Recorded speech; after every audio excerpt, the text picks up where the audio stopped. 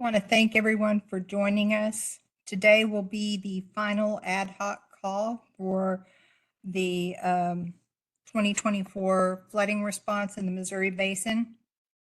Thank you for joining the U.S. Army Corps of Engineers for today's Basin conference call. This is an ad hoc call due to basin conditions, and we will be providing an update on runoff conditions, as well as response activities from the Kansas City District and the Omaha District. This call is a courtesy to congressional representatives, tribal, state, local government officials, including levee sponsors, emergency managers, and the media. I am Eileen Williamson, and I will be your moderator. This call is recorded and placed on the Defense Video and Imagery Distribution Service for reuse at www.dvidS.net/unit/USACE-NWD. Your participation acknowledges your consent to be recorded. All lines should be on mute. To unmute your line to ask a question, press *6 or use the microphone in your WebEx app. If the force mute function is not working, please place your phone on mute and do not place the call on hold. The question and answer session will take place at the end of the call. Our agenda is as follows. We'll have opening statements from Lieutenant Colonel Brownhill with the Kansas City District. We'll have an update on weather and river forecast from Lisa Holtz with the Missouri Basin River Forecast Center from the National Weather Service. We'll have an update on reservoir releases from John Remus, Chief of the Missouri River Water Management Division. The Kansas City District will provide emergency response information as well as tributary water management information. And the Omaha District will provide response information. And then we will check with any stakeholders that have any updates provide. And finally, the question and answer session. With that, I'll hand it to Colonel Doug Brownhill for opening statements. Hey, thanks. Just want to say thanks to the team for all their hard work over the long weekend and definitely over the last couple of weeks as we've been challenged with the waters as they move through first Omaha and then Kansas City. And then secondly, as the water continues to move south and go down, we're still here. We're still ready to provide support to anybody that may need us. Please feel free to contact our EOC so we can get you the help that you need. But with that, thank you so much, and I'll turn it back to Eileen. Thanks. Thank you, sir. And Lisa Holtz. Thanks. So just to review the past 24 hours, scattered thunderstorms once again did impact the lower portion of the Missouri River Basin in the areas of Nebraska, Iowa, and Missouri. The heaviest amounts did fall across Missouri, where we saw several pockets that were near 1 inch of precipitation, but there were also a few heavier pockets that received somewhere between 2 and a max of up to 3.5 inches of precipitation. This activity did cause some tributaries to rise to flood stage this morning, including little bumps that did rise on the Missouri River itself, which is causing things to hold up just a little bit longer once again. So moving on to the river forecast, I'd like to remind everyone that these forecasts do take into account 24 hours of future precipitation. Looking upstream of the Kansas City area, river levels continue to decline. Rulo fell below flood stage early this morning, while St. Joe fell below flood stage just a couple of hours ago. And this does wrap up the active flooding in this section of the river. Moving downstream of Kansas City, all remaining flooding is currently in the minor flood category. Waverly will hang up above flood stage through Tuesday morning, while Glasgow is expected to fall below flood stage this evening. Brownville and downstream experienced some of that local runoff I was talking about with little bumps on the river. Boonville is now expected to fall below flood stage tomorrow morning, and Jefferson City is forecasted to fall below flood this evening. And finally, at Herman, Missouri, the river will fall below flood stage on Wednesday. Now I will step us through the weather over the next 5 days. So day one, which would include this morning through Tuesday morning, Thunderstorms are once again expected to impact central and southern Missouri with areas up to 1 inch possible, with locally higher amounts always possible within thunderstorms. Elsewhere around the basin, things do look to remain dry. On Tuesday, which would be day 2, Tuesday into Wednesday morning, we do expect to see the remnants of Beryl to move north into our area and just clip the southeast portion of the Missouri River Basin, bringing widespread 1 to 3 inches into central and southeast Missouri.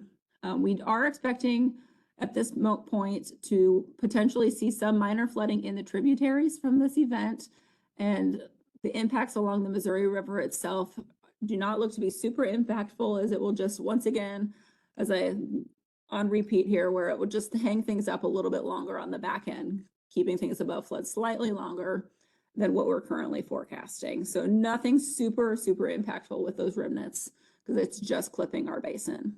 And then days 3 through 5, which would be Wednesday into Saturday morning, the remnants of Beryl will be moving out, and things across the Missouri Basin actually look dry for that whole period, for the most part, outside the scattered thunderstorm that might pop up throughout the area. And so that concludes my briefing for today. All right, thank you, Lisa. And John Remus, Missouri River Water Management Division. Yes, thank you, everybody. After your days of no change with releases at 13,000 CFS out of Gavins Point, we did go up this morning to 15,000, and we'll go up 1 or 2,000 a day as needed to meet the Sioux City target. There are boats coming up the river, so we will be meeting that target following the flood. That's all we have. Just wanted to let everybody know we're increasing releases. Thank you. Thanks, John. And as a reminder, we will hold our regular monthly water management call on Thursday, July 11th. All right, we'll move now to the Kansas City District Emergency Operations Center. Mike Doolin. Hi, Eileen. Thanks. You got me on audio? Sure do. Okay. Mike Doolin here, Emergency Management Specialist for the Kansas City District Corps of Engineers. There has been no change in our EOC status. We remain at level 2 emergency watch. The U.S. Coast Guard has lifted vessel restrictions on the Missouri River from river mile marker 366 to 29. That's the Kansas City to St. Charles reach. Those were lifted yesterday evening. Now, they do have a couple high water watches or advisories that are still in effect, but it has been open to vessel traffic.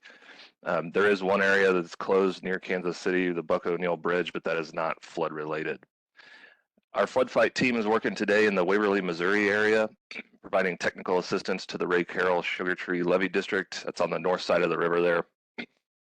Sloughing was reported yesterday afternoon around one of their pump stations, so our team was out there this morning collecting more information on that issue. As Lisa mentioned, current river observations show that Rouleau and St. Joe have exited flood stage. All of their gauges north of Kansas City are trending down and also out of flood stage. And then as we look east of Kansas City, levee systems are gaining quite a bit of freeboard as the river continues to drop. However, that minor flooding is still ongoing. So based on the latest data from the Missouri Basin River Forecast Center, we can expect no levees in our district to overtop in the next 3 days. In fact, only 3 non-federal levee systems are expected to have between 2 and 5 foot of freeboard over the next 72 hours. All other levee systems, federal and non-federal, will have greater than 5 foot of freeboard. There have been no changes in requests for direct assistance. We've issued a total of 11,000 sandbags for this flood event.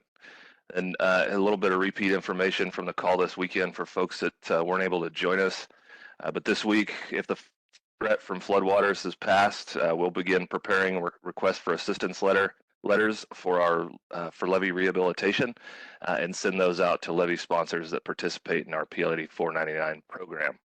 And so for levee sponsors, once we declare an end to the flood event, you will have 30 days to submit a request for assistance letter to us.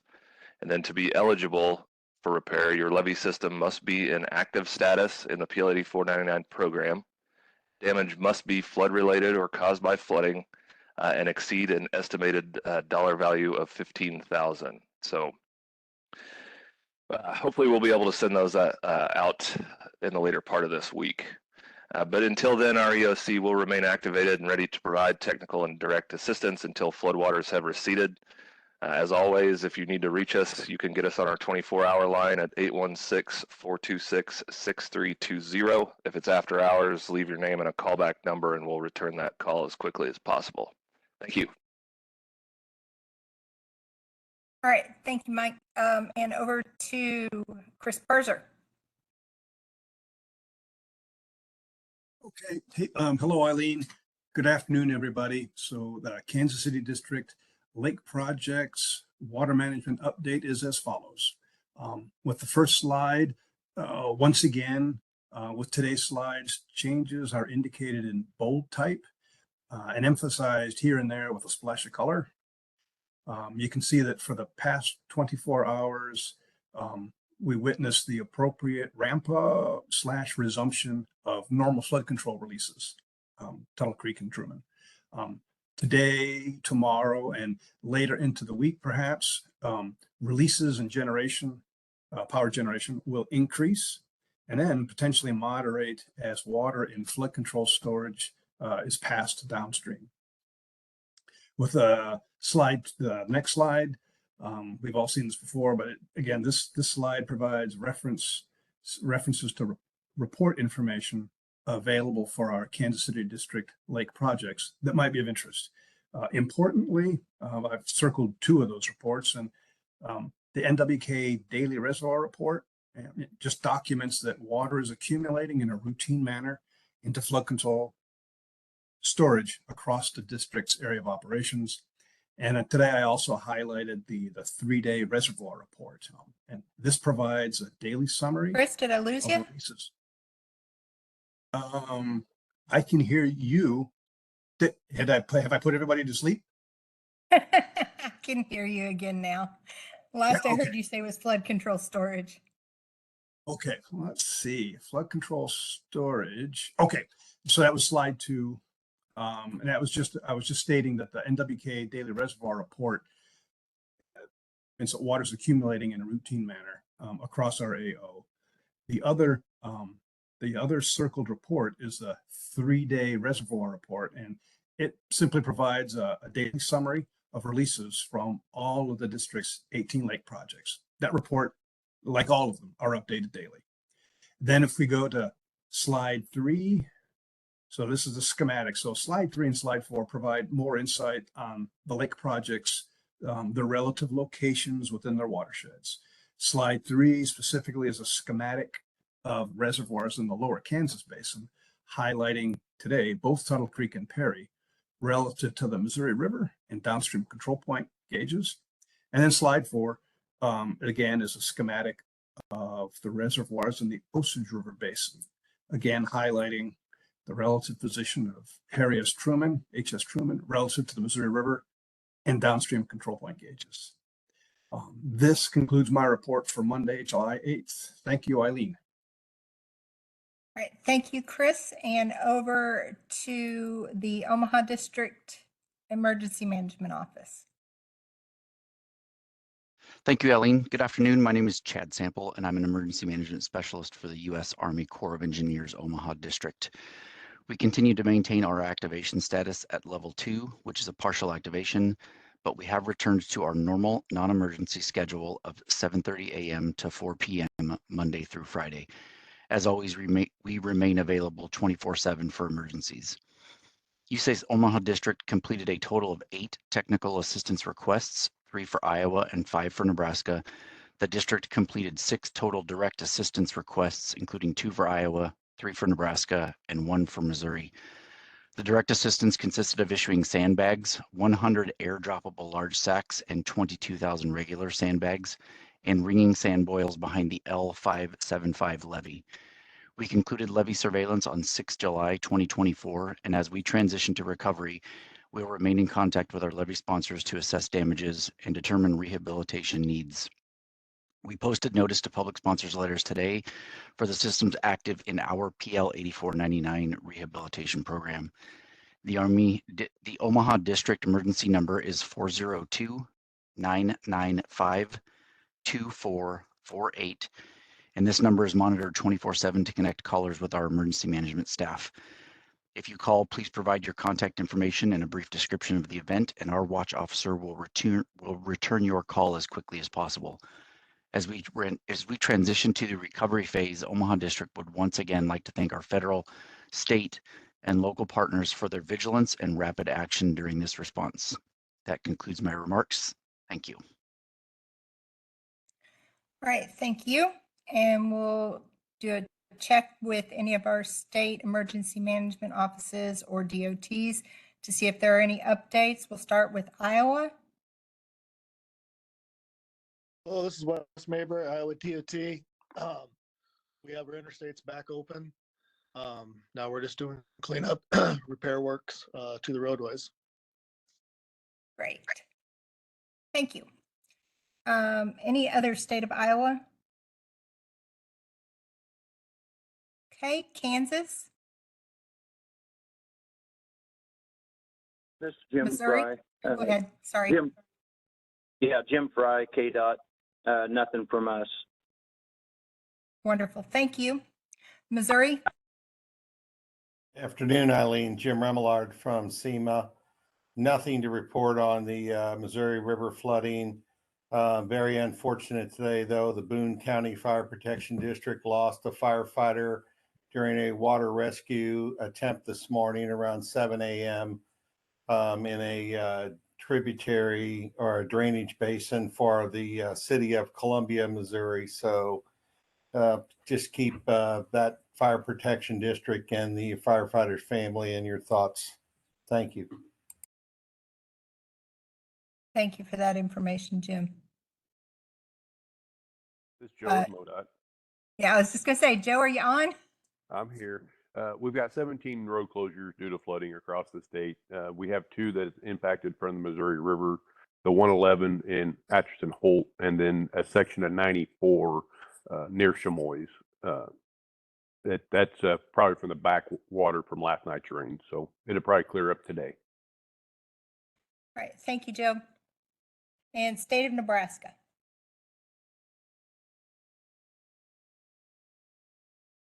Okay, we'll move to the question and answer session.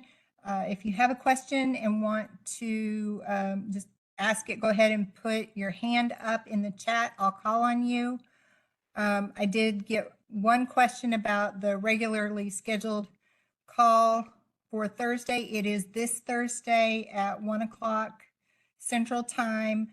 I did send an invitation this morning with both today's call and the Thursday call.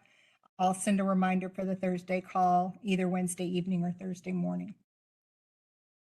Any other questions in the chat?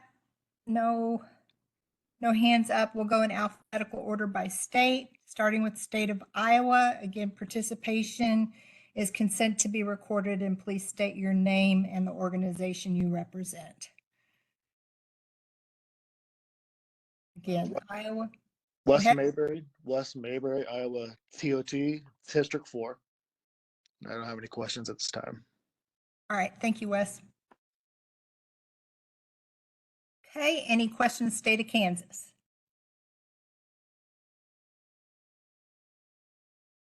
Missouri? Nebraska? South Dakota? Okay. Any other callers, questions, or comments?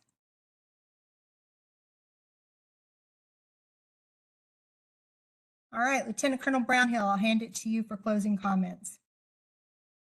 Hey, thanks again, team, for all the hard work. I really do appreciate it. I think all of our stakeholders do as well. So thanks so much. Thank you, sir. Again, this is our final ad hoc call regarding this flood event, and Thursday's call will be our regularly scheduled monthly call. With that, thank you everyone for your attention during this flood event. That concludes today's call.